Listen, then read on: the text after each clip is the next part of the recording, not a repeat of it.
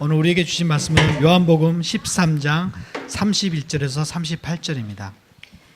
그가 나간 후에 예수께서 이르시되 지금 인자가 영광을 받았고 하나님도 인자로 말미암아 영광을 받으셨도다. 만일 하나님이 그로 말미암아 영광을 받으셨으면 하나님도 자기로 말미암아 그에게 영광을 주시리니 곧 주시리라. 작은 자들아, 내가 아직 잠시 너희와 함께 있겠노라. 너희가 나를 찾을 것이나 일찍이 내가 유대인들에게 너희는 내가 가는 곳에 올 수 없다고 말한 것과 같이 지금 너희에게도 이르노라. 새 계명을 너희에게 주노라. 서로 사랑하라. 내가 너희를 사랑한 것 같이 너희도 서로 사랑하라. 너희가 서로 사랑하면 이로써 모든 사람이 너희가 내 제자인 줄 알리라. 시몬 베드로가 이르되 주여 어디로 가시나이까? 예수께서 대답하시되 내가 가는 곳에 내가 지금은 따라올 수 없으나 후에는 따라오리라. 베드로가 이르되 주여 내가 지금은 어찌하여 따라갈 수 없나이까? 주를 위하여 내 목숨을 버리겠나이다. 예수께서 대답하시되 내가 나를 위하여 내 목숨을 버리겠느냐? 내가 진실로 진실로 내게 이르노니 닭 울기 전에 내가 3번 나를 부인하리라. 아멘. 오늘 우리에게 주신 하나님의 말씀입니다. 자리에 앉으시기 바랍니다. 저 오늘 본문 말씀 나누고 묵상하다가 깜짝 놀랄 만한 일들이 여러 있었습니다. 그 중에서 제일 놀랐던 것은 무엇이냐면 이번 주에 신방을 한 재 가게 됐는데 일주일 내내 본문 묵상하고 기도하면서 들어가자마자 이 본문이 이렇게 적혀 있는 거예요. 오늘 본문 말씀 중에 한 부분이 너무 깜짝 놀랐습니다. 주님께서 이 말씀을 통해서 오늘 우리 성도님들에게 하시고자 하시는 말씀이 있겠다. 그리고 계속해서 질문하고 기도했던 것들에 대해서 하나님께서 뭔가 계획하고 계시겠다라는 마음이 제게 있어서 기대하는 마음으로 이 자리에 서게 되었습니다. 요즘 오늘 이제 평창 올림픽이 마지막 날이 되죠. 오늘 8시에 폐회식을 하게 되는데 사람들에게 가장 인기 있는 종목으로 부상한 여성 컬링 한 번씩 다 보셨습니까? 저도 몇 번 유튜브로 봤습니다. 도대체 컬링이 뭔가, 이 게임 방식이 어떻게 되고 점수는 도대체 어떻게 나는 건가, 아무리 봐도 모르겠더라고요. 그래서 저는 아주 단순하게 이해했습니다. 이거 동전 던지기 같은 건데 당구랑 섞인 거구나 이런 생각이 들었어요. 동전 던지기나 똑같이 원점에 맞추는 건데 근데 이게 당구처럼 이게 튕겨나가고 그러는 거구나. 근데 아무튼 점수는 뭐 어떻게 내고 그러는데 그런 건 잘 모르겠고, 아무튼 우리 태극 전사들이 여성들이 당구 정말 잘 친다. 어렸을 때부터 교육 환경이 당구장들이 많아서 굳이 컬링장이 없어도 이게 내공이 된 건가. 그런데 재밌는 스토리들이 많더라고요. 근데 제가 되게 재밌게 봤던 것은 그 영미하 이거 있지 않습니까? 제가 영상 보다 보니까 그 영미하를 가지고 번역을 한 게 있더라고요. 이슬비 해설위원이라는 분이 이 영미야 영미야 부르는 게 계속 게임 때마다 영미야 영미야 이렇게 부르는데 이게 도대체 무슨 뜻이냐. 그래서 해설을 하신 거예요. 그래서 영미어라고 그러더라고요. 영어가 아니라 영미라고 얘기하는 게 도대체 무슨 의미냐. 그래서 이렇게 해석을 하시더라고요. 영미헐, 이건 빨리 빗자루질 해라. 빨리 스위핑을 빨리 해라. 영미야 이렇게 부드럽게 부르는 것은 잘 가고 있으니까 조금씩만 이렇게 잡아가라. 그리고 단호박처럼 영미야 이렇게 하는 거는 야 빨리 닦아 이런 뜻이고, 영미 영미 영미 이렇게 부르는 거는 영미야 제발 빨리 좀 닦아라 뭐 이런 그런 뜻이라고 이야기를 하더라고요. 그리고 동영상에다가 그렇게 영미어 이렇게 영미야 헐 뭐 이런 거 다 써서 이렇게 얘기했더라고요. 제일 밑에가 압권이었습니다. 야 이렇게 써 있더라고요. 야, 그게 뭐냐면 야를 쳐서 자를 보내자 뭐 이런 거예요. 상대방을 속이기 위한 그런 언어라고 이렇게 이야기를 하더라고요. 물론 의성분들이어서 사투리를 그렇게 하는 거죠. 제가 그걸 보고 다시 영상을 봤어요. 진짜 그런가. 왜냐하면 저는 영상 볼 때 도대체 무슨 말인지 못 알아들었거든요. 그래서 이게 일본어인가? 이게 어느 나라 언어지? 영어도 아니고 이게 아무튼 그런데 가만 보니까 그 영미야를 막 이렇게 빨리 하고 소리 지르고 그렇게 하던 거더라고요. 신기해 보이더라고요. 저 멀리서 영미야라고 부르는데 그 말 한마디로 그렇게 많은 의미가 있다는 것을 보고 굉장히 신기하고 놀라웠었습니다. 누군가가 우리에게 말을 해오고 그 말에 대해서 아는 사람이 있다는 것이 되게 놀랍지 않습니까? 그 컬링장에 많은 사람들이 있지만 김은정 선수가 하는 이야기를 김영미 선수는 알아듣고 같이 호흡을 맞춰서 이렇게 일한다는 거. 그런데 그렇게 서로 의미를 알고 살아가는 사람들에게는 참 좋지만 우리에게 있어서도 이것은 굉장히 한번 생각해 봐야 될 문제라는 생각이 들었습니다. 주님께서 우리에게 이런 이야기들을 기룽아 혹은 우리 각자의 이름을 불러서 이야기하실 때 우리는 그것에 대해서 잘 알아차리고 있을까 하는 생각이 들었기 때문입니다. 오늘 예수님께서 가룟 유다에게 몇 번이나 걸쳐서 이야기를 하시거든요. 돌이킬 수 있는 기회를 주셨습니다. 같이 상황 가운데 발도 씻겨주시고 나를 팔 사람도 있다라고 이야기하시고 거기 있는 사람은 아무도 몰라도 가룟 유다만큼은 나구나 이거 지금 나한테 하는 거구나 틀림없다고 생각될 그런 말들을 여러 번 하셨음에도 불구하고 그런데 가룟 유다는 이 모든 일들을 덮어버렸던 거죠. 뿐만 아니라 그곳에 있는 제자들도 도무지 예수님이 왜 저런 말씀을 하실까 알아듣지 못했습니다. 주님께서는 계속 영미야 영미야 이렇게 부르고 계시는데 거기 앉아있는 사람들은 이게 도대체 무슨 소린가 알지 못하고 있었던 것이죠. 마침내 가룟 유다가 자기가 계획했던 일을 실행에 옮기려고 나가버렸습니다. 오늘 본문 말씀은 바로 그런 상황에서 시작이 되게 되었습니다. 그가 이 장소에서 나가자마자 함께 식사하고 발을 닦았던 장소에서 나가자마자 예수님께서 제자들에게 하신 말씀이 우리가 읽었던 본문의 말씀인데 저는 이 본문 말씀이 우리에게 있어서 주님께서 어떻게 삶의 의미를 들어가게 하시고 그리고 어떤 믿음을 쓰기 원하시는지에 대해서 특별히 영광이라는 주제에 대해서 말씀하신다라고 생각하게 되었습니다. 보통 영광이라고 이야기하면 하나님께서 당신이 하셨다라는 어떤 능력과 지혜를 드러나게 되었을 때 야, 이건 하나님께 영광이다. 그 일이 정말 놀랍고 그렇게 승리하였기 때문에 야, 깨닫지도 못했던 이런 일이 있었기 때문에 하나님의 영광이다라고 이야기하는데 오늘 예수님께서 가룟 유다가 나가자마자 하나님께서 영광 받으셨다. 나로 인하여서 나도 이 일이 참 영광되다. 이렇게 고백하고 있거든요. 제자들은 알아듣지 못했습니다. 근데 우리가 주님께서 이렇게 말씀하신 의미를 같이 생각해보고 적용해보고 싶습니다.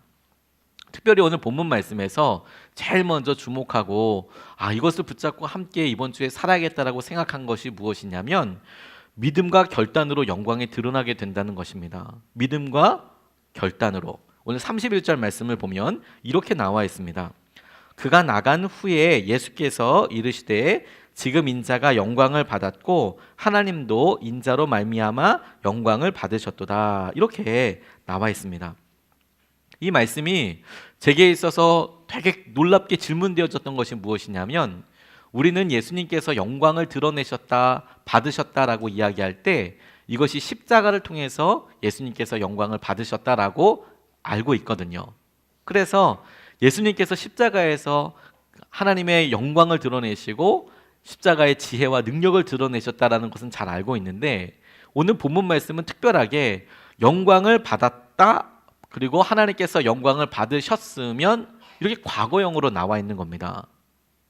지금 이 상황은 예수님께서 십자가를 지시기 전이고 예수님께서 지금 여러 말씀을 하셨음에도 불구하고 제자들은 모르고 있는 상황이고 다만 가룟 유다가 너 계획한 것 가지고 그냥 해라 라는 말에 나가시자마자 예수님이 바로 그 가룟 유다가 나가는 것을 보고 인자가 영광을 받았다.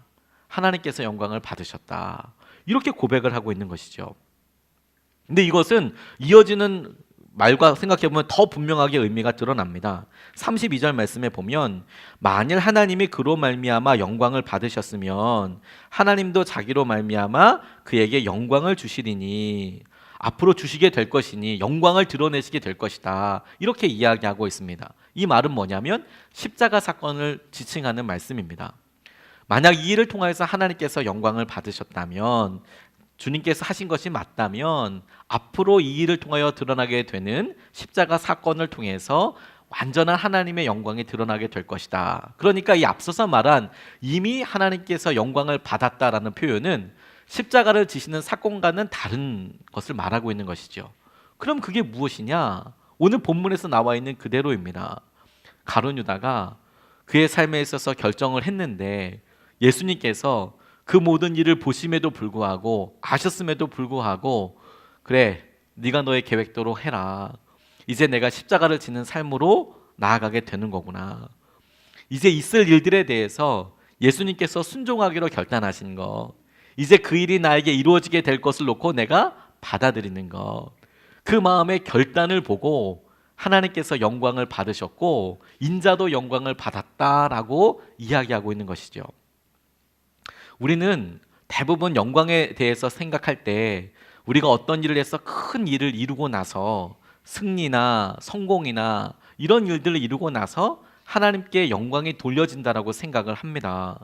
그런데 오늘 본문 말씀은 십자와 같은 커다란 사건이나 어떤 결정적인 순간 전에 예수님께서 너 지금 일어나고 있는 이 일의 의미가 무엇인지 아느냐, 이런 의미가 있는 순간들을 통해서 하나님께서 이미 영광을 받으셨다라고 말씀하고 계시는 것이죠. 이 말씀을 조금 더 이해하기 쉽게 보면 다니엘의 세 친구들과 함께 있었던 풀무불 사건이 그와 같다고 생각하게 되었습니다. 다니엘의 세 친구들이 느부갓네살 왕이 만든 금신상을 놓고 다 절하라라고 이야기했을 때 거기에 있는 모든 사람들이 다 절했지만 이 사드락과 메삭과 아벳느고 세 친구만 절하지 않았습니다. 그걸 확실하게 알 수 있는 이유는 뭐냐면 만약에 그 자리에 다른 사람이 절하지 않고 있었다면 그 사람도 같이 풀무불에 딸려 들려갔을 것이기 때문에 그렇습니다. 그런데 그 자리에 있는 사드락과 메삭과 아벳느고밖에 없었으니까 다 절했구나. 이 세 사람만 절하지 않았구나. 우리는 어려움의 풀무불이 앞에 보이고 그 어려움의 풀무불이 사라지게 해달라고 기도를 하지요. 그래서 열심히 기도했더니 재정의 풀무불이 꺼지고 관계의 풀무불이 꺼지고 우리가 힘들다고 생각했던 육신의 풀무불이 꺼지고 어떤 문제가 해결되면 그러면 하나님께서 영광을 드러내셨다라고 생각을 하지요. 근데 그 본문 말씀에서는 사드락과 메삭과 아벳느고가 그렇게 결단했음에도 불구하고 결국에는 풀무불 안으로 들어가 버리게 되더라는 것입니다. 그러면 실패한 건가? 그러면 끝난 건가? 그렇지가 않습니다. 하나님께서 처음부터 목표하시고 목적하셨던 것은 무엇이냐면 풀무불 안에 들어가 있는 이 세 사람과 함께하고 있는 네 번째 사람이 되기를 원하셨거든요. 그래서 느부갓네살 왕과 신하들이 깜짝 놀랐습니다. 우리가 들여보낸 것은 셋인데 풀무불 안에 있는 것은 넷이 아니냐, 이렇게 이야기하고 있거든요. 저 네 번째 사람은 누구냐? 하나님이시구나. 놀랍다라고 생각하는 그런 깜짝 놀랄 만한 사건이 일어나게 되시죠. 하나님과 동행하는 그 모습을 보여주시기 위해서. 근데 그 말씀에 정말 중요하게 하나님의 영광이 드러나는 순간은 풀무불 안에 보여지는 네 번째 사람이 보여지는 순간보다 사드락과 메삭과 아벳느고에게 느부갓네살 왕이 다시 한번 기회를 주마. 절하면 살 거야. 절 안 하면 풀무불 안으로 들어가게 될 거야라고 확인 질문하는 곳입니다. 최후 변론하는 곳입니다. 그렇게 자기가 선택할 수 있는 것이죠. 죽을 것이냐 아니면 살 것이냐. 모든 사람들이 다 어떻게 된다는 거 알고 있는 상황이죠. 그런데 그들이 내가 그렇게 하지 아니하실지라도 하나님께서 나를 구원해 주지 아니하실지라도 내가 이 신상 앞에는 절하지 않겠습니다. 이렇게 이야기를 하고 있는 것이죠. 하나님의 영광이 놀랍게 드러나게 되었습니다. 도대체 누가, 아니 저들이 믿는 사람이 하나님이라는 것이 뭔데 어떤 신이길래 풀무불 앞에서도 저렇게 믿고 고백하게 하느냐. 이게 사람들한테는 정말 경악이고 놀라운 것이죠. 그런 바탕이 있으니까 풀무불 안에 있는 네 번째 사람이 있을 때 사람들은 정말 하나님께서 하시는 영광을 보게 되었다는 것이죠. 하나님께서 예수님을 통하여서 우리에게 똑같은 것을 보여준다고 생각하게 되었습니다. 십자가를 지신 사건이 어느 날 갑자기 우연처럼 어느 날 갑자기 어떤 사건이 연달아서 일어나서 그래서 십자가를 지시게 되셨다면 그러면 어떤 사람들은 운이 없는가 보다 라고 생각할 수 있겠지만 근데 예수님께서 영광을 받으셨다라고 이야기할 때 이것은 예수님께서 다 알고 계셨던 것이고 의도적으로 선택하신 것이고 순종하신 것이고 그 순종의 순간순간마다 다른 사람들은 몰랐지만 예수님은 분명히 알고 있으셨다. 그게 영광이었다라고 생각하게 된다면 우리에게도 똑같이 적용이 된다고 생각하게 되었습니다. 우리는 우리 삶에 어떤 삶의 결과들이 변화들이 있고 나서 하나님의 영광이 드러난다고 생각하지만 사실은 하나님께서 정말 우리 삶에서 영광을 받으시고 하나님께서 하셨어라고 드러나는 순간은 어느 순간이냐면 우리가 입술로 고백하게 하는 순간, 우리가 믿음으로 고백하게 되는 순간, 믿음으로 순종하게 되는 순간, 아직 십자가 질 일은 남아있지만 그 과정은 어떻게 되는지는 모르겠지만 그럼에도 불구하고 내가 하나님을 의지하고 믿는 마음으로 나는 주님을 믿습니다라고 고백하는 그 시간, 주님의 뜻대로 이루어지게 될 것을 믿습니다라고 믿음으로 반응하는 그 시간, 그런 믿음을 통해서 영광을 받으신다는 것이죠. 하나님께서는 오늘 이 시간에도 우리에게 그런 믿음의 영광을 보기를 원하신다고 생각하게 되었습니다. 그런데 오늘 본문 말씀은 보다 더 구체적인 영광이 드러나는 통로로 이렇게 이야기하고 있어요. 서로 사랑하는 것에 대해서요. 서로 사랑하는 것에 대해서. 영광의 통로가 서로 사랑이라고 이야기하는 것이 제게는 굉장히 새로웠습니다. 34절, 35절 말씀에 보니까 새 계명을 너희에게 주노니 서로 사랑하라. 내가 너희를 사랑한 것 같이 너희도 서로 사랑하라. 너희가 서로 사랑하면 이로써 모든 사람이 너희가 내 제자인 줄 알리라. 이렇게 이야기하고 계시는 겁니다.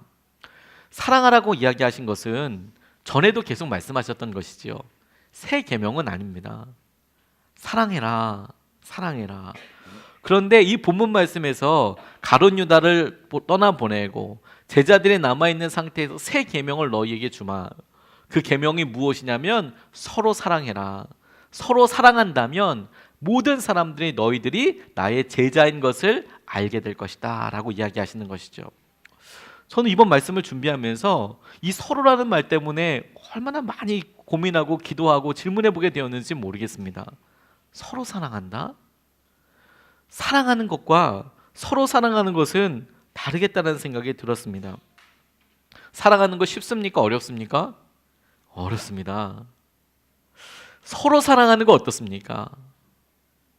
이게 생각하면 생각할수록 너무 부담되고 어려운 일이라는 생각이 들었습니다. 그리고 우리가 관계 가운데 어려움을 당하고 있는 대부분의 영역이 서로 사랑이 안 되기 때문에인 거죠. 아싸래 서로 미워하면 그래도 서로에 대한 감정을 아니까 그래 깔끔하게 정리라도 될 수 있을 것 같습니다. 그게 안 아픈 건 아니지만 깔끔하게 관계는 일단 정리가 되는데 언제가 제일 힘드냐면 한쪽은 계속 사랑을 하는데 한쪽은 계속 힘들게 하는 경우가 너무 힘든 것이죠. 그런데 서로 사랑을 하라고 이야기를 하니까 이 표현에는 네가 사랑을 하는 것과 더해서 너의 사랑을 받는 그 사람이 너를 사랑할 수 있도록 해라. 그렇게 너의 사랑을 받은 사람이 똑같이 너를 사랑하게 될 때 영광이 드러나게 될 것이다. 사람들이 너희들이 나의 제자인 것을 알게 될 것이다. 이렇게 말씀하고 계시는 거거든요. 그러니까 부담이 2배 이상이라는 생각이 제게 들었습니다. 한 사람만 사랑하면 나 혼자서 이렇게 이야기하고 말고 이렇게 될 거라고 싶지만 그게 아니라 그 사람이 정말로 변화되게 되고 기다리게 되고 어떻게 변화되게 할 수 있을 것인가, 이게 우리에게 참 쉽지 않고 어려운 것이죠. 그런데 하나님께서 예수님을 통하여서 우리에게 분명한 방향과 목적을 보여주신다고 생각하게 되었습니다. 우리가 사랑하게 되는 결과가 방향이 그냥 나 혼자서 사랑하는 것에서 표현하는 것에서 끝나는 것이 아니라 서로 사랑하여서 서로가 모든 사람들에게 있어서 제자들이 되게 되는 데까지, 너희들이 이 복음을 전해서 가르쳐 지키게 해서 세례를 받고 가르쳐 지키게 하는 데까지 나아가게 돼야 할 거다. 그 가르치고 지키게 하는 것이 사랑하게 되는 데까지 나아가게 되는 거, 그게 하나님께서 말씀하시는 것이라고 제게 깨달아졌습니다. 자녀에 대해서 우리가 끊임없이 아픈 마음으로 기도하죠. 언제쯤 알아줄까요? 이성복이라는 분이 숨길 수 없는 노래라는 에서 이렇게 시를 썼습니다. 아직 내가 서러운 것은 나의 사랑이 그대의 부재를 채우지 못했기 때문이다. 봄하늘 아득히 황사가 내려 길도 마을도 어두워지면 먼지처럼 두터운 세월을 뚫고 나는 그대가 앉았던 자리로 간다. 나의 사랑이 그대의 부재를 채우지 못하면 서러움이 나의 사랑을 채우리라. 서러움 아닌 사랑이 어디 있는가? 너무 빠르거나 늦은 그대여. 나보다 먼저, 그대보다 먼저 우리 사랑은 서러움이다. 이렇게 노래를 했었습니다. 이게 무슨 연애가 아니고 어머니에 대한 시거든요. 어머니에 대해서 생각을 해보니까 이제는 정신 차리고 보니까 어머니가 기다리고 계시지 않은 거예요. 부재한 거예요. 서러운 거예요. 너무 늦거나 너무 빠른 거죠. 어머니의 사랑은 너무 빨랐고 내가 지금 생각하는 어머니를 향한 사랑은 너무 늦어버렸어요. 어머니가 안 계시니까. 그러니까 뭔가 다른 걸로 채울 수가 없는 거죠. 사랑을 안 한 건 아닌데 내 마음에 서름이 있고 내 마음에 어려움이 있고 그렇게 시간이 지난 다음에 깨달아져 버리게 되더라는 것이죠. 이 말씀이 우리에게 의미 없는 사랑 끝날 것에 대해서 말씀하시는 것이 아니라 불가능에 대해서 말씀하시는 것이 아니라 분명히 나아가야 될 방향에 대해서 말씀하고 계시는 겁니다. 너희들 사랑해라. 근데 어디까지 사랑하냐면 그 사람이 너희들을 사랑해 줄 수 있을 때까지, 주님 안에서 사랑할 수 있을 때까지 사랑해야 하는 것이다. 그리고 그렇게 사랑하는 것이 헛된 것이 아니라 그게 주님께서 원하시는 길이다 라는 방향을 우리에게 알려주시는 것이죠. 마치 우리가 우리의 자녀들이 알던 모르던 우리가 사랑을 다하는 것처럼, 우리가 복음을 전해야 될 사람들이, 우리가 함께해야 될 사람들이 우리가 사랑하여서 그 사람이 나를 사랑할 때까지, 그렇게 하나님께서 우리 가운데 제자됨을 드러내실 때까지 사랑하게 되는 것, 그게 우리가 선교를 가고 우리가 전도를 하고 우리가 함께 신앙생활을 하는 중요한 이유이고 목표라고 깨달아졌습니다. 어저께 제1회 새가족 환영회를 하게 되었습니다. 이곳에서 아름답게 식탁을 꾸미고 그리고 함께 이야기를 또 교제하는 시간을 가졌습니다. 다 끝나고 나서 몇몇 분들은 우리 헌가족들은 이제 어떡하냐, 이런 걸 왜 우리는 못 얻는 거냐, 기념품 하나를 딱 보시고 이건 헌가족들은 어떻게 가질 수 있는 거냐, 아쉽다, 이렇게 이야기하실 정도로 참 의미 있는 시간이었습니다. 사랑을 표현하는 방법이 참 여러 가지가 있죠. 그리고 사랑을 표현하고 전달하는 방식도 참 여러 가지가 있을 겁니다. 알아차리는 방법도 여러 가지가 있겠고요. 근데 저는 어저께 새가족 환영회를 이렇게 하면서 우리 교회가 하나님께서 제자로 우리가 교회인 것이 드러나고 하나님의 은혜의 통로인 것으로 드러나게 하시는 것이 전도하는 것, 선교하는 것과 함께 서로가 사랑하는 것을 통하여서도 충만한 하나님의 제자됨을 드러내게 하시는 거구나. 어저께 와보고 나서 알았습니다. 어저께 저희에게 초청 대상자분이 20명이었습니다. 참 많은 분들이 짧은 시간 안에 주님께서 새가족으로 보내주셨는데, 섬기시는 분들은 왔다 가신 분들 포함해서 어저께 한 50명 정도가 거의 왔다 가셨습니다. 물론 새가족 환영회 때문이 아니라 짐을 나르려고 왔다 가신 분들도 계시지만 기도하면서 함께 하시더라고요. 근데 그게 사랑을 표현하고 함께하는 것을 통해서 우리 안에 들었던 실체감이 있는 것이죠. 하나님 어떻게 역사하고 계시는지, 하나님 어떻게 붙잡고 계시는지, 하나님 얼마나 놀라운 은혜로 우리에게 함께하고 계시는 건지, 그게 사랑이 변화되고 우리에게 이끌어 가시고 인도하여 주시는 중요한 방향이라고 생각하게 되었어요. 영광의 통로는 하나님께서 우리가 서로 사랑하는 것을 통해서 제자인 것을 드러내게 하시는 것이다. 근데 이 말씀을 제가 계속 묵상하면서 기도 가운데 확답을 얻고 싶었던 것은 뭐냐면, 제 안에 서로 사랑이 되는 겁니까? 라는 생각이 계속 들었기 때문이에요. 사실 이 질문이 일주일 내내 제게 가장 많은 기도 제목이 되었습니다. 사랑하는데, 하나님 사랑하겠는데, 서로 사랑하라고 해서 제자가 되는 것도 하나님 깨달아졌는데, 알아졌습니다, 주님. 근데 서로 사랑하게 되는 겁니까? 라는 질문이 연약한 저에게는 계속 생각이 떠오르더라고요. 그런 확증이 좀 있었으면 좋겠더라고요. 하나님, 제가 사랑을 하는데 이게 실패한 사랑이 아니고 그 사람도 주님 안에서 저를 사랑하고 우리 교회를 사랑하고 함께 사랑할 수 있었으면 좋겠습니다. 우리가 다 같이 사랑하는 사람들 놓고 기도할 때 우리가 사랑하는 그 사람이 우리 마음을 알아줬으면 좋겠잖아요. 근데 모르는 경우들이 많지 않습니까? 그 아프지 않습니까? 저는 그런 일들이 황망이 있었거든요. 전도사님 너무너무 아껴서, 너무너무 아끼기보다는, 아꼈다라는 표현보다는 그분이 정말 잘 될 거라고 생각돼서 이렇게 하면 너무 잘 될 거예요. 이게 꼭 필요한 거예요. 이것 좀 해보시면 너무 좋을 거예요. 그렇게 생각하고 좀 엄하게 이거 하셔야 됩니다. 이게 전도사님한테 정말 좋습니다. 진심으로 말씀드렸거든요. 근데 어려워하시더라고요. 끝내 어려워하시더라고요. 제가 그게 너무 속상해서 한 선교사님한테 물어본 적이 있어요.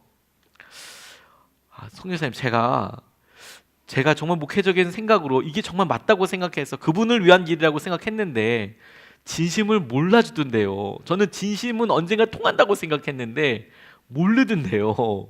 그랬더니 그 경험 많으신 선교사님이 저에게 웃으시면서 이렇게 얘기하시는 거예요. 그게 그러더라고, 이렇게 이야기를 하시는 거예요. 아니, 서로 사랑이 마음이 통한다 이렇게 얘기하시면 제 마음속에 안 되더라도 해보는 건가요? 이렇게 생각했는데 그분이 말씀하시기를 웃으시면서 그래, 그러더라고 이렇게 이야기를 하시니까 아니, 나 어떻게 될지 모르겠는 거죠. 제게 서로 사랑하라고 이야기하는데 그게 계속 제 마음속에 어떤 마음의 부대낌 같은 게 됐어요. 이게 불가능한 일입니까, 주님? 근데 주님이 그 중에서도 오늘 본문 말씀에 어떻게 사랑하라라고 딱 기준을 정해주신 게 눈에 띄었습니다. 34절 말씀에 보니까 내가 너희를 사랑한 것 같이 사랑하라 이렇게 나와 있는 거죠. 이 말씀 보니까 더 좌절이 됐어요. 나 예수님처럼 사랑할 수 있나? 이런 마음이 제게 들었거든요. 그리고 이 장면을 더 생각해 보게 됐습니다. 주님이 어떻게 사랑하셨다는 건가? 예수님께서 사랑하신 것처럼 너희도 사랑하라고 이야기할 때 예수님의 삶 전체를 보고 십자가 사건까지 사랑하는 것도 좋지만 그럼 이 장면에선 도대체 어떻게 사랑하신 건가? 그렇게 다시 질문해 보게 됐어요. 가룟 유다가 뛰쳐나갔습니다. 그게 끝까지 기회를 주셨습니다. 어떻게 보면 가룟 유다는 그 기회를 놓쳐버린 사람이죠. 그렇게 나가서 자기의 운명대로 계획대로 그냥 그렇게 가고 산도 마감해 버렸기 때문에 그렇지요. 그런데 가만히 이 장면을 보면 또 한 명의 배신자가 있더라고요. 베드로입니다. 자기가 배신할 줄도 모르는 사람이죠. 그런데 문제는 예수님은 알고 계셨다라는 거예요. 그가 배신할 거라는 걸. 그래서 37절 말씀에 이런 이야기가 나옵니다. 베드로가 이르되 주여 내가 지금은 어찌하여 따라갈 수 없나이까 주를 위하여 내 목숨을 버리겠나이다. 내 목숨을 버리겠나이다. 그랬더니 38절 말씀에 예수께서 대답하시되 내가 나를 위하여 내 목숨을 버리겠느냐 내가 진실로 진실로 내게 이르노니 닭 울기 전에 내가 3번 나를 부인하리라. 이렇게 이야기하고 계시는 거죠. 예수님께서 제자들 특별히 베드로가 이렇게 하시는 것들 가운데 너 나 부인하게 될 거야. 그런데 그렇게 예수님께서 그 베드로를 용인하고 계시더라고요. 사랑해 주시더라고요. 그 마음을 생각해 보게 되었습니다. 예수님께서 사랑한 것처럼 너희도 서로 사랑해라. 이 말을 구체적으로 이 장면에서 적용해 보니까 나를 배신할 수도 있어. 나를 배신할 수도 있지만 그 사람에 대해서 내가 용인하는 거, 참아주는 거, 예수님께서 그렇게 사랑하신다라고 구체적으로 제게 본문을 통해서 보여지더라고요. 그런데 한 걸음 더 나아가서 36절 말씀에 보니까 이렇게 나와 있는 거예요. 시몬 베드로가 이르되 주여 어디로 가시나이까? 예수께서 대답하시되 내가 가는 곳에 내가 지금은 따라올 수 없으나 후에는 따라오리라. 이렇게 이야기하고 계시는 거예요. 이게 예수님의 진짜 마음이겠구나. 베드로야, 너 어떻게 따라오는지 지금 따라올 수 없다. 그런데 후에는 따라오게 될 거야. 예수님께서 베드로 배신할 거 알고 계셨는데 그를 어떻게 사랑하셨나? 저는 36절 말씀에서 그래, 너 지금은 어떤 일이 일어난지도 몰라. 그리고 너 지금은 내가 가는 길 따라올 수도 없어. 하지만 훗날에는 네가 나를 따라오게 될 거야. 너 훗날에는 그렇게 변화하게 될 거야. 주님께서 예수님처럼 당신처럼 우리를 사랑하라고 이야기하실 때 그것이 제게는 굉장히 좁혀져서 내 앞에 있는 사람에 대하여 변할 것 같지 않은 사람에 대하여 베드로를 이렇게 본 그 현실을 보고서 그래, 네가 언젠가는 나를 따라오게 될 거야. 내 마음을 따라오게 될 거야. 알아주게 될 거야. 그렇게 고백하는 것이 정말 놀라운 믿음이고 능력이고 하나님께서 하시는 것이라는 생각이 제게 들었습니다. 근데 우리는 끝까지 마음에 드는 것이 그래서 변화되는 건가요? 잖아요. 그런데 그렇게 예수님의 마음을 알고 나니까 예수님께서 가룟 유다를 떠나보내고 나서 그리고 그 자리에 남아있는 베드로를 향해서 보시는 내용을 보니까 이 질문의 핵심이 변하느냐 안 변하느냐를 넘어서서 네가 그렇게 사랑하게 되었을 때 너는 예수님 그분의 마음을 알게 될 거야. 뿐만 아니라 그렇게 고백하고 사랑하는 것을 통해서 우리가 처음에 이야기했던 대로 주님 제가 저 사람 믿을 수 없습니다. 배신할 것 같습니다. 그런데 제가 믿어보겠습니다 라고 고백하는 것이야말로 하나님의 영광이 드러나는 것이구나. 예수님께서 진짜 영광을 드러내시는 것이구나. 변할 것 같지 않는 사람을 통하여 여전히 내가 그를 사랑하겠다라고 기회를 주는 것이 주님의 영광이 드러나는 순간이겠구나 라고 깨달아지게 되었습니다. 믿음이 이런 사랑의 응답과 거의 비슷하게 다가오게 되죠. 우리가 믿은 대로 어떻게 변화가 될 것인가, 내가 사랑해서 그 사람이 변화되게 될 것인가처럼 믿음이 이 믿음대로 그렇게 응답이 될 것인가, 그게 우리에게 똑같이 의문이고 어렵겠다는 생각이 들었습니다. 그런데 노진준 목사님 이야기가 생각이 났습니다. 미국에서 아주 진실하게 목회하고 계신 이 목사님께서 소아마비를 앓으셨는데 생후 8개월부터 소아마비 장애를 앓으셨습니다. 다리를 이렇게 저시죠. 나중에 인터넷 찾아보시면 깜짝 놀라실 거예요. 저랑 진짜 비슷하게 생기셨어요. 제가 그분 강사 접대하는데 거울 둘이 보고 깜짝 놀랐습니다. 주는 너무 비슷하게 생기셨어요. 체구도 크고 외모에 대한 자신감도 그렇고 장난 아니었습니다. 비웃지 마십시오. 그런데 이분이 고등학교 2학년 때 목사가 되겠다고 헌신하셨대요. 그리고 하루도 빼놓지 않고 다리를 고쳐달라고 기도하셨대요. 하나님께서 고쳐주신다고 우리가 믿지 않습니까? 근데 이미 소아마비여서 다리를 심하게 절고 있는데도 불구하고 계속 하나님 내 다리를 고쳐주십시오라고 기도를 했답니다. 그리고 이거 내 욕심이 아니고 하나님의 영광을 위해서 쓰임받기 위할 거예요. 그렇게 기도를 했어요. 그러다가 대학교 2학년 때 새로운 깨달음을 하나님께서 주셔서 그 기도를 멈추게 되셨대요. 4년 만에 기도가 응답이 된 거죠. 근데 그 기도가 응답된 사연이 이렇더라고요. 미국으로 가게 되셨습니다. 이 미국에서 신유 집회를 하게 되는 광고를 봤는데 그 신유 집회, 병을 치유하는 집회거든요.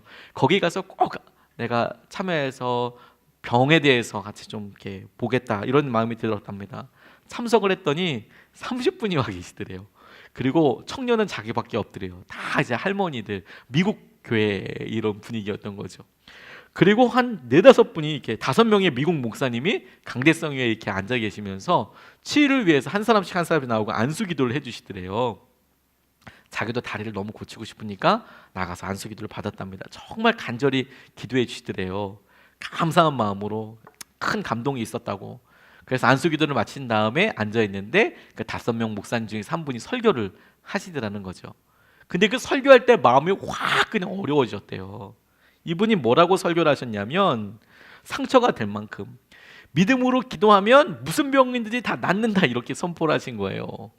자기가 지금 방금 안수를 받았잖아요. 그리고 자기의 마음의 소원은 4년 동안이나 다리를 고쳐주시는 거였잖아요. 자기는 지금 여전히 다리를 절고 있잖아요. 근데 믿음으로 기도하면 다 낫는다고 이야기하니까 순간적으로 자기가 믿음 없는 사람이 된 거예요. 믿음 없는 사람이. 이게 뭐야 이런 생각 갑자기 화가 나고 서럽더라는 거죠. 안 되는 거야 변화가. 4년 동안 하루도 빼놓지 않고 기도했는데 믿음 없다고 이야기하시면 도대체 어떤 믿음을 가져야 한다는 건가. 이게 말씀을 듣는데 안에서 막 분노로 막 이끌게 돼서 말씀이 끝날 때까지 기다려서 끝나자마자 바로 뛰어가서 말씀을 했대요. 진짜 낫는 거냐고. 진짜 낫는 거냐고. 그리고 목사님이 무슨 얘기를 하면 자기 아내 반론으로 바울도 3번이나 광고했지만 그의 몸에 가시가 이렇게 없어지지 않지 않았냐고 이런 얘기를 이렇게 하고 무슨 말만 꺼내면 내가 그 얘기를 해서 응답 안 되는 것도 있지 않냐고 자기처럼 기도해도 응답이 안 되는 거 있지 않냐고 이렇게 얘기하려고 했는데 그 목사님이 먼저 바울 이야기를 하시대요. 그 목사님 먼저 바울 얘기를 하면서 야 생각해봐라. 바울에게 육체의 가시가 있었지. 3번 간절히 기도했다. 하나님께서 들어주셨냐? 그랬더니 아니요. 이러고 자기가 하고 싶었던 말이니까. 그랬더니 이 목사님이 병이 나았다고 이야기를 하는 거예요. 우길 게 따로 있지. 성경에 쓰여 있잖아요. 안 낫다고. 그냥 나았다고 우기면 어떡하는 거예요. 이분이 이것에 대해서 이렇게 설명하시더래요. 바울이 육체의 가시 때문에 복음을 전하고 하나님의 사람으로 살아감에 큰 장애와 어려움을 경험했잖아. 그래서 하나님의 영광을 위해서 고쳐달라고 기도했잖아. 그런데 하나님 앞에서 3번이나 간절히 기도했는데 하나님이 그 기도를 듣고 응답해 주셨어. 이렇게 응답해 주셨지. 너 받은 계시가 너무 크기 때문에 교만하지 않도록 그 몸에 육체의 가시를 두었다는 것이 하나님의 응답이었잖아. 그렇죠? 바울은 그를 향한 주님의 은혜가 족하다고 응답을 받았고 그 응답 때문에 바울은 내가 약할 그때가 곧 강함이라고 그렇게 감사한다고 고백했지. 맞습니다. 그런데 이분이 계속 다그쳐 물으시더랍니다. 이런 깨달음 후에 바울이 육체의 가시를 거두어 달라는 기도를 또 했을까? 안 했겠지요. 그러면 바울의 병이 나은 것 아니니? 그가 육체의 가시가 복음 전파와 제자의 삶에 방해가 된다고 생각해서 거두어 달라고 기도했는데 사실은 그것을 통해서 더 복음이 잘 선포되고 제자로 살아가는 거라고 한 다음에 그렇게 하나님의 뜻을 깨닫고 나서 더 이상 그것을 거두어 달라는 기도를 할 필요가 없어졌잖아. 그게 더 이상 의미가 없어졌잖아. 더 이상 바울에게는 그게 병이 아니라 하나님이 사용하시는 수단일 뿐이지. 그러니까 그 병이 나은 거지. 비록 불편함은 여전히 남아있지만 그 병 때문에 괴로워하지도 자기가 불행하다 생각하지도 않았을 거다. 하나님의 뜻을 알았으니까. 바울에게는 병이 낫는 것보다 하나님의 뜻에 순종하며 사는 것이 더 큰 목적이고 소원이었으니까. 이분이 노진전 목사님이 그 이야기를 듣고 바로 생각했대요. 그날 내 다리가 나았구나. 그날 내 다리가 나은 거구나. 더 이상 기도할 필요 없고 불편하지만 내가 나아갈 수 있는 거. 우리 앞에 사람들을 주시고 우리가 서로 사랑할 수 있을까? 변화될까? 그런데 하나님께서 우리에게 그 사람을 두고 사랑하게 하시고 하나님께서 그 사람을 놓고 오늘도 우리가 기도하면서 사랑하게 해달라고 기도하고 우리가 만나는 사람을 통해서 하나님 그 사람이 하나님의 은혜와 복음대로 변화하게 해달라고 기도하고 하나님 오늘도 이번 주도 내가 그렇게 간절히 기도합니다라고 나가는 것을 통해서 하나님께서는 우리 마음 가운데 당신의 영광을 드러내시죠. 그리고 그 영광이 그 사람에게도 다가가지요. 그리고 그렇게 역사하시는 걸 통해서 하나님께서는 이미 당신의 영광을 드러내시죠. 서로 사랑하다라고 이야기할 때 그렇게 사랑하는 것을 통하여서 우리는 사랑하게 되는 완성을 통하여서 제자가 되는 것을 통하여서만 생각을 하지만 우리가 고백하는 그 순간, 우리가 결단하는 그 순간 이미 하나님께서는 영광을 드러내고 계시는 것이죠. 이번 주에도 주님께서는 우리에게 우리의 삶에서 당신의 영광을 드러내실 겁니다. 우리의 고백을 통해서, 우리의 삶을 통해서, 그리고 우리의 고백이 온전히 서로 사랑하는 데까지 나아가게 하실 것입니다. 우리가 할 수 있는 것은 그 믿음밖에 없지요. 그 완성을 보지 못하더라도 그런데 우리는 나약한 것이 아닙니다. 예수님도 그러셨으니까. 예수님께서 십자가 지시기 전까지 베드로가 돌아오는 거 보지 못하셨으니까. 그런데 예수님은 지금 이 본문에서도 그가 돌아오게 될 것이라고 믿고 계시잖아요. 우리가 그 주님의 영광이 우리 가운데 그대로 이루어지게 되겠다고 생각하게 되었습니다. 그리고 그 사랑의 영광이라는 것을 하나님께서 약속하여 주신다라고 붙잡게 되었습니다. 오늘 우리가 본문 말씀을 붙잡고 같이 기도하고 싶습니다. 주님께서 우리에게 참 많은 사연들과 만남들을 주십니다. 그래서 이번 주에도 우리가 살아가고 선교를 나가고 하나님께서 하신 은혜들을 누리게 될 일이 참 많습니다. 그런데 여러분 우리 고백에서부터 시작이 됩니다. 하나님의 영광은 내일서부터 우리가 만나는 사회에서, 직장에서, 선교지에서, 가정에서 일어나게 될 것입니다. 근데 더 놀라운 것을 우리가 보아야 될 게 무엇이냐면 그 영광은 지금 이 순간서부터 시작이 되는 겁니다. 하나님 내가 사랑하겠습니다. 사랑해 보겠습니다. 믿음을 써 보겠습니다. 하나님, 내가 그 사람이 변화될 것이라고 믿어보겠습니다 라고 고백하는 것을 통해서 하나님께서는 이미 우리 가운데 영광을 드러내시는 것이죠. 그 믿음이 열매 맺게 되는 것입니다. 로마서 8장 37절 말씀에 이 모든 일에 우리를 사랑하시는 이로 말미암아 우리가 넉넉히 이기느니라. 주님, 우리 가운데 주님의 영광이 드러나게 하여 주시고 주님 사랑해 보게 하여 주십시오. 주님의 은혜를 우리가 함께 고백해 보게 하여 주십시오. 우리 같이 말씀 붙잡고 같이 이 시간에 기도하겠습니다.